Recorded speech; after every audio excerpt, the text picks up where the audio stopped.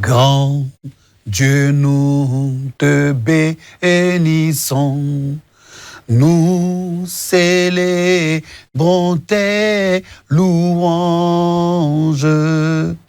Éternel, nous t'exaltons de concert avec les anges et prosternés devant toi, nous t'adorons, ô grand roi, et prosternés devant toi, nous t'adorons, ô grand roi.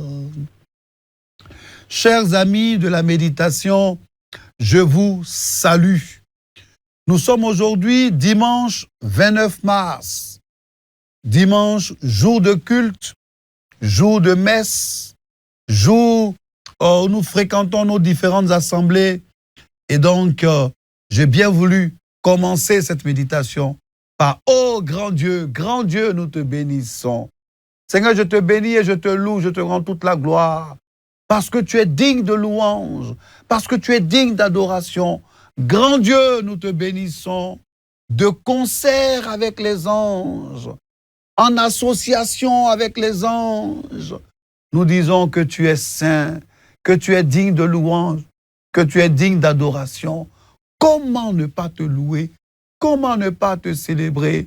Seigneur, nous allons méditer ta parole qui est une lampe à nos pieds, ta parole qui est une lumière sur notre sentier. Seigneur, aide-nous à comprendre la parole que nous allons méditer au nom de Jésus-Christ. Amen. Amis de la méditation, je vous salue et je vous dis que la grâce et la paix de notre Seigneur Jésus-Christ soient votre partage. Pour la méditation de ce dimanche 29 mars, le lecteur de la Bible nous propose le passage biblique de Luc, chapitre 22, du verset 24 jusqu'au verset 38. Alors moi, je vais lire la parole de Dieu dans la version Louis II, 1910. Il se leva aussi parmi les apôtres une contestation. Lequel d'entre eux devrait être estimé le plus grand? Jésus leur dit, les rois des nations les maîtrisent, et ceux qui les dominent sont appelés bienfaiteurs. Qu'il n'en soit pas de même pour vous, mais que le plus grand parmi vous soit comme le plus petit, et celui qui gouverne comme celui qui sert. Car quel est le plus grand? Celui qui est à table ou celui qui sert? N'est-ce pas celui qui est à table? Et moi cependant, je suis au milieu de vous comme celui qui sert. Alléluia. Vous êtes ceux qui avez persévéré avec moi dans mes épreuves. C'est pourquoi je dispose du royaume en votre faveur, comme mon Père en a disposé en ma faveur. Alléluia. Afin que vous mangiez et buviez à ma table, dans mon royaume, et que vous soyez assis sur des trônes pour juger les 12 tribus d'Israël. Alléluia. Dis Amen. Où tu te trouves, dis Amen.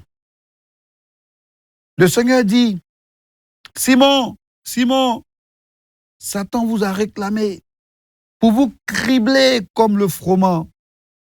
Mais j'ai prié pour toi, afin que ta foi ne défaille point. Et toi, quand tu seras converti, affermis tes frères. Seigneur, lui dit Pierre, je suis prêt à aller avec toi et en prison et à la mort. Et Jésus lui dit, ou Jésus dit, Pierre, je te le dis, le coq ne chantera pas aujourd'hui que tu n'aies nié 3 fois de me reconnaître ou de me connaître.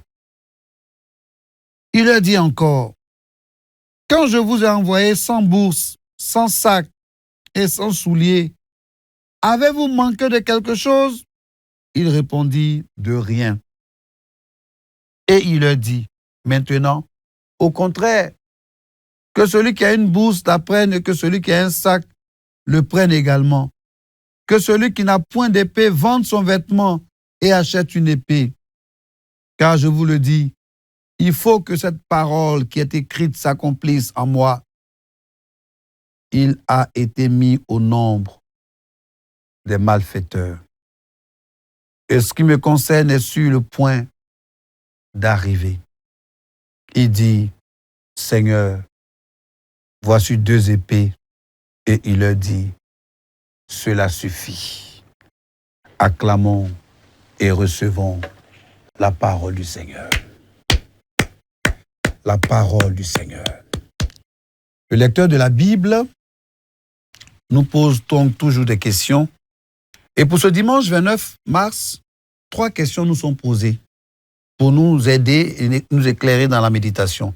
Question numéro 1, question numéro 2 et question numéro 3. Je voudrais donc que nous puissions donner comme titre à cette méditation la vraie grandeur. Alléluia. Dis la vraie grandeur.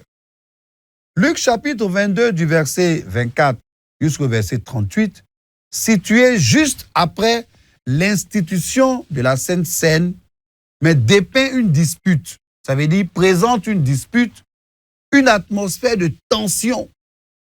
En Côte d'Ivoire, on dit nyangan. Les disciples veulent se nyangan, ils veulent se battre. Des disciples sur quoi?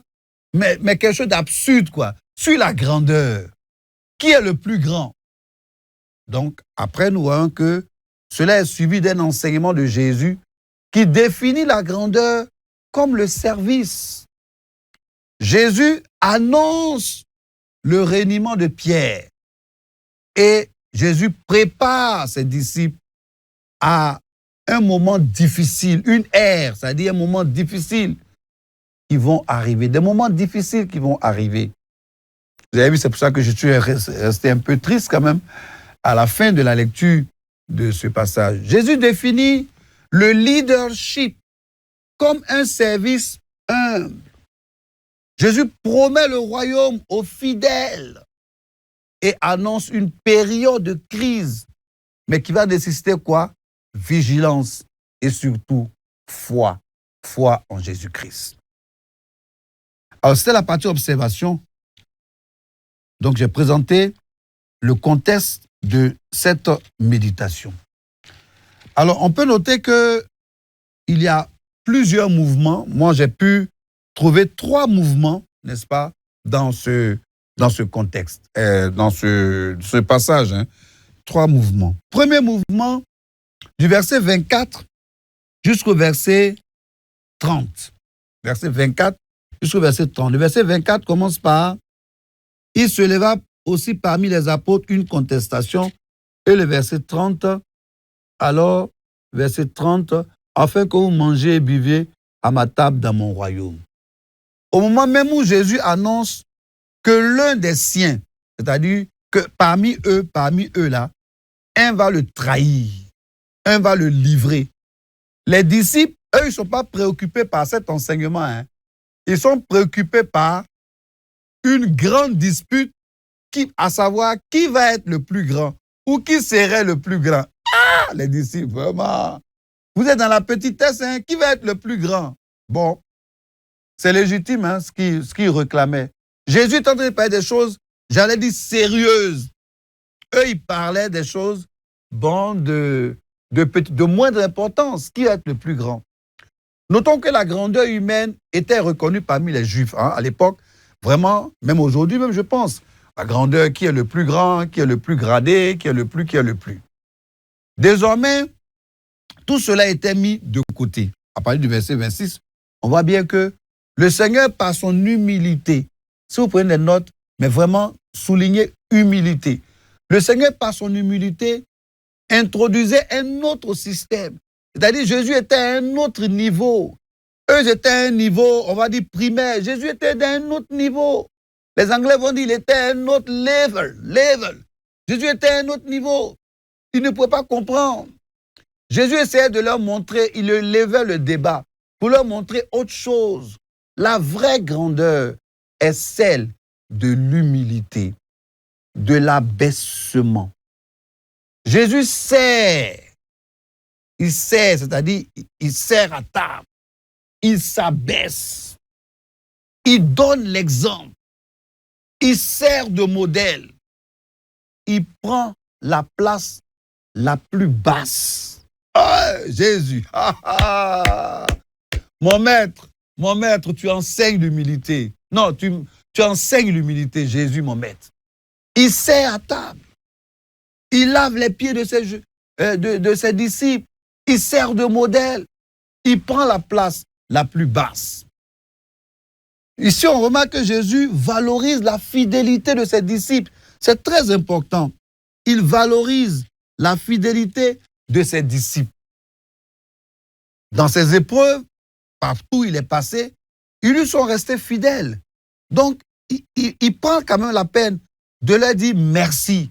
Vous êtes restés avec moi dans les moments les plus difficiles. Et il leur promet pour cela, comme héritage, une part dans le royaume des cieux. Alors, la promesse, c'est quoi? Ils vont siéger sur des trônes pour juger les 12 tribus d'Israël. Les disciples ont la promesse d'un royaume à venir.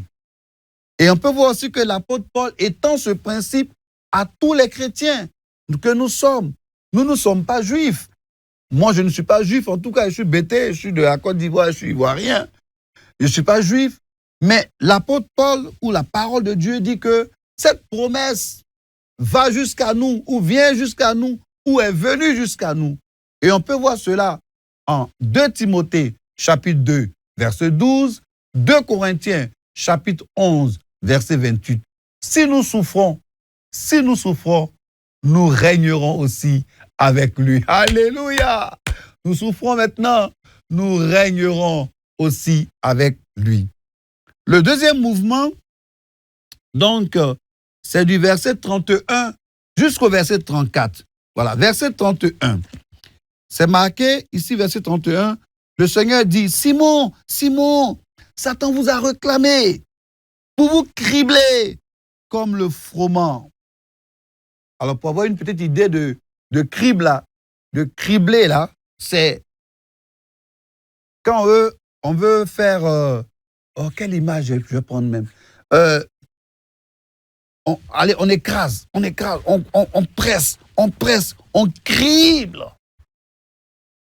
Jésus interpelle son disciple Simon 2 fois. Signe de la communion. Jésus est en communion, signe de la communion, du binôme. Il est en phase avec lui. Il appelle 2 fois. Simon, Simon. Aujourd'hui, quand on voit dans l'armée, par exemple, quand vous partez faire une mission, vous êtes toujours 2 à 2. C'est pas l'armée qui a inventé, hein. C'est la parole de Dieu. Il l'a appelé 2 fois. Simon, Simon. Signe de communion. Signe de binôme. On est ensemble. Jésus intercède pour Pierre. Il dit, je prie pour toi, afin que sa foi ne défaille pas. Et puis en même temps, Jésus lui confie une mission. Jésus lui confie une mission, celle d'affermir ses frères après son rétablissement. Jésus confirme Pierre et valide son ministère. Jésus confirme Pierre et valide le ministère de Pierre. Pierre, confiant, il a su d'être prêt pour la prison jusqu'à la mort. Hé, Peter, toi, tu n'as pas encore vu, c'est que tu ne peux pas continuer, tu veux commencer. Et toi, tu n'as même pas encore vu, tu dis non, moi je suis prêt. Seigneur, laisse tomber, moi je suis prêt, je vais partir. Allons-y jusqu'à la mort, jusqu'à la prison. Jésus lui dit, Pierre, on peut lire ça, il dit, Pierre, le coq là, Jésus lui dit, Pierre, je te dis, le coq ne chantera pas aujourd'hui que tu n'aies nié 3 fois de me connaître. Jésus prédit le reniement 3 fois de Pierre avant le chant du coq. Et le troisième mouvement, c'est donc le verset 35, hein, on voit ça ici, le verset 35 qui commence par et il leur dit encore, quand je vous ai envoyé sans bourse, jusqu'au verset 38, Seigneur, voici 2 épées. Jésus annonce un changement de contexte. Jésus annonce que la situation va changer et qu'ils auront besoin de se préparer. Les choses difficiles peuvent arriver ou vont arriver. Le Seigneur, par cette méditation, t'annonce que les choses difficiles vont arriver. Garde la foi. Attache-toi à Dieu. Donc ici, Jésus annonce que les choses vont changer. Ils auront besoin de se préparer. Alors que de leur première mission, ils n'avaient manqué de rien. Ils n'avaient pas manqué de quelque chose. Désormais, ils devront affronter l'hostilité. Jésus leur demande de prendre bourse, sac, épée. Et, faut prendre épée. Parce que ce qui signifie ce qui signifie la nécessité de se préparer face aux dangers spirituels et matériels qui les attendent. L'épée. Voici mon épée. Voici mon épée contre les dangers spirituels, contre les tentations, contre l'adultère, contre les tentations des finances. Prenez la bourse, parce que on en aura besoin. Jésus souligne aussi que sa mission s'achève selon les Écritures. Et comme enseignement, donc ce chapitre 22, verset 24 jusqu'au verset 38 de Luc, nous enseigne la véritable grandeur dans le royaume de Dieu. Et cette véritable grandeur réside dans l'humilité. Mais vous ne remarquez pas que ça fait plusieurs fois que la Bible parle d'humilité, d'humilité, d'humilité, d'humilité. Humilité est le service des autres. Être au service des autres, à l'exemple de Jésus, plutôt que dans la domination ou la recherche de prestige. Il y en a qui sont à la recherche de prestige, de domination. Jésus redéfinit le leadership comme un service, tout en assurant ses disciples de leur place dans le royaume et en priant pour leur foi face aux épreuves à venir. Jésus inverse les valeurs de considération. Pour Jésus, le plus grand là, c'est le plus petit. Le plus grand, c'est le plus petit. Mais en construction, on voit ça. C'est pas les murs élevés là qui sont les plus importants. C'est la fondation là qui est la plus importante. Et on voit cela dans la construction d'une maison. Si tu élèves des murs et que ta fondation n'est pas bonne, tes murs là vont être jolis, tout le monde voit les murs, mais ça ne va pas durer, paf, ça va tomber. Ça va venir rejoindre la fondation en bas ici. La fondation est la plus importante. Ce ne sont pas les murs qui sont élevés qui sont les plus importants. C'est la fondation. Les plus petits, c'est qui est en bas, qu'on ne voit pas, qui s'abaisse. Jésus inverse les valeurs de considération. Jésus se présente lui-même comme celui qui sert, comme enseignement. La persévérance conduit au royaume. Il faut persévérer. Le soutien contre la tentation. Et comme je le disais, les questions qui nous sont posées, question numéro 1, 2 et 3. Question numéro 1, de qui ou de quoi parlent ces versets? J'ai pu noter de qui? De Jésus, des disciples, de Pierre, de quoi? Du royaume de Dieu, de la grandeur, de l'humilité. Des épreuves à venir.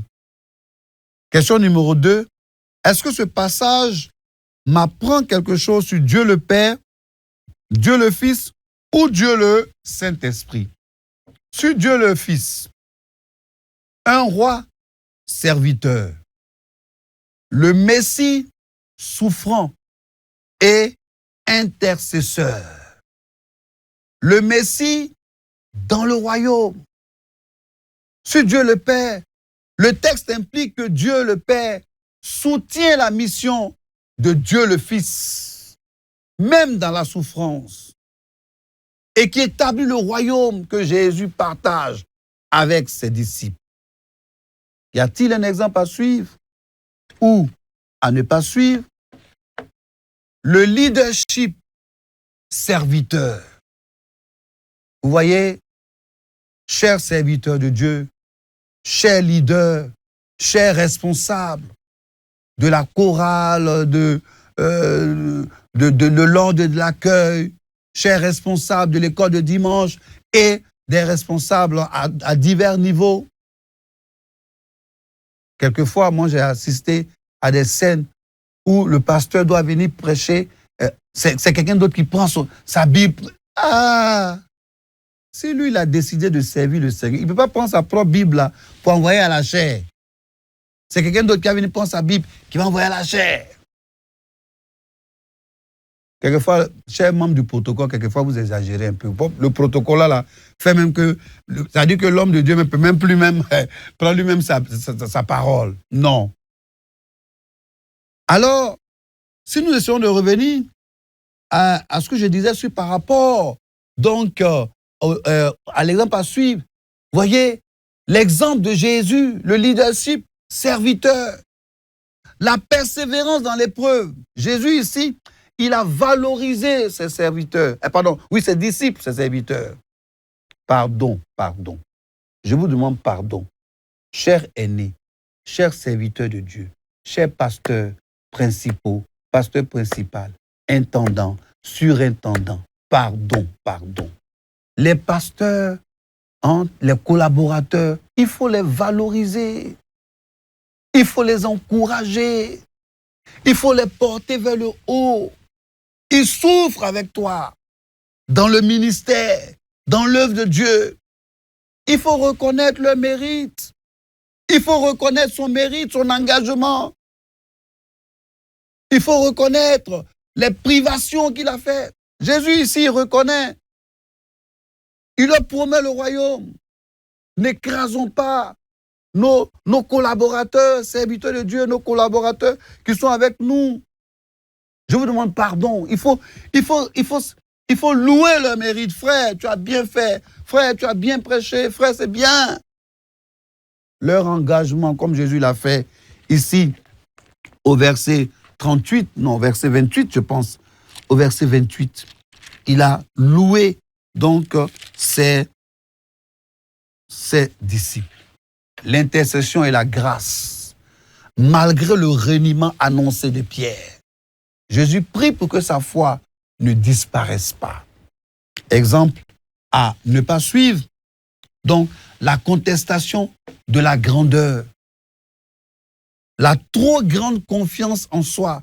Pierre pensait qu'il maîtrisait la situation. Non, Seigneur, moi je suis prêt à aller avec toi jusqu'à la prison, jusqu'à la mort. Non, Seigneur, je me connais, il m'appelle Pierre. Aïe, toi tu ne me connais pas, Seigneur. C'est moi Pierre. Je vais aller jusqu'à la prison. Il avait une confiance, une trop grande confiance en lui, selon le verset 33. Et donc, à ce stade, nous passons au commentaire du lecteur. Mais pour ce dimanche 29 mars, je vais vous inviter à lire le commentaire du lecteur. C'est à la page 42. Je vous dirai simplement que le commentaire est écrit par notre frère Didier Kivi. Et il vient du Togo. Le Togo, c'est un pays juste à côté, un pays frère, juste à côté de nous. Nous sommes en Côte d'Ivoire et le Togo, c'est un pays de l'Afrique de l'Ouest, juste à côté de nous. Seigneur, nous te bénissons, te rendons grâce. Oh Dieu, tu as valorisé tes disciples. Tu leur as dit que tu as reconnu leur valeur parce qu'ils ont souffert avec toi. Seigneur, tu nous annonces l'humilité. Tu nous parles de l'humilité. Pardon, Seigneur. Pardon pour ces fois où j'ai été orgueilleux. Je n'ai pas considéré les autres comme plus grands que moi. Tu vois, Seigneur, cette dispute des disciples, qui est le plus grand. Mais ça fait honte. Et malheureusement, aujourd'hui encore, ça fait partie de notre quotidien qui est le plus grand. Pourquoi on m'a pas mis à telle place? Pourquoi on m'a pas annoncé comme ça? Pourquoi est-ce que, Seigneur, pardonne-nous, pardonne-nous, pardonne-nous. Tu nous apprends l'humilité. Tu dis que le plus grand, c'est celui qui est le plus petit. C'est lui qui sera le plus grand. Seigneur, pardonne-moi, pardonne-moi pour ces fois où je n'ai pas capté cette parole. Merci pour la parole de Dieu que nous sommes en train de méditer. Que ton nom soit béni. Donne-nous maintenant de mettre ces paroles en pratique. Au nom de Jésus-Christ. Amen. Voilà, si vous nous prenez en marche, vous êtes à la méditation de la parole de Dieu avec la Ligue pour la lecture de la Bible et Espérance TV pour le salut du monde. Nous méditons Luc chapitre 22 du verset 24 jusqu'au verset 38. Et 3 questions nous sont posées. Question 1, question 2 et question 3. Je voudrais donc faire un point d'honneur, voilà, je le ferai régulièrement comme ça, à Madame Agnero Caroline. Agnero Caroline. Elle est la conductrice de la classe Israël de l'église méthodiste Canaan. C'est à Angré, à Abidjan. Voilà, pour sa classe, elle a acheté un lecteur cadet, un carton de lecteur adulte, un carton de lecteur RDV, un carton de lecteur cadet, pour que toute sa classe méthodiste médite avec le lecteur de la Bible. Chapeau, Madame Caroline, Agnero Caroline, voilà. C'est un exemple à suivre.